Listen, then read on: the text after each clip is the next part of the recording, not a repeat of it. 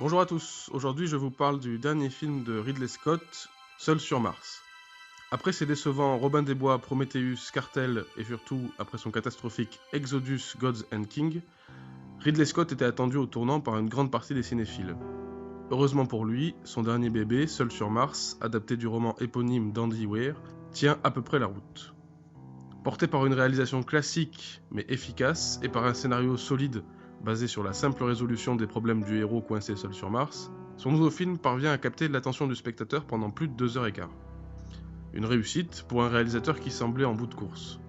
Cependant, même s'il est plus que correct, ce Seul sur Mars ne permettra sans doute pas à Ridley Scott de renouer avec son succès d'antan. En effet, rien de révolutionnaire dans ce film qui pompe beaucoup sur l'excellent Moon de Duncan Jones, sans aller aussi loin dans la folie, mais aussi sur le célèbre Interstellar de Christopher Nolan, sans aller aussi loin dans l'extraordinaire, ou encore sur le fabuleux Gravity d'Alfonso Cuarón, sans aller aussi loin dans la recherche de sensations fortes.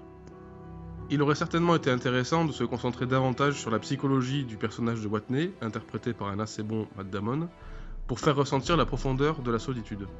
De plus, Ridley Scott aurait dû prendre plus de précautions sur l'aspect scientifique de son film, cela aurait évité certaines bizarreries, comme l'histoire du gant.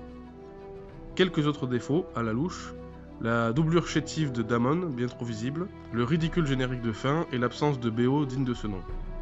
Finalement, Seul sur Mars reste un film de bonne qualité, malheureusement un peu trop classique pour marquer durablement les esprits. Il faut prendre plus de risques, Ridley.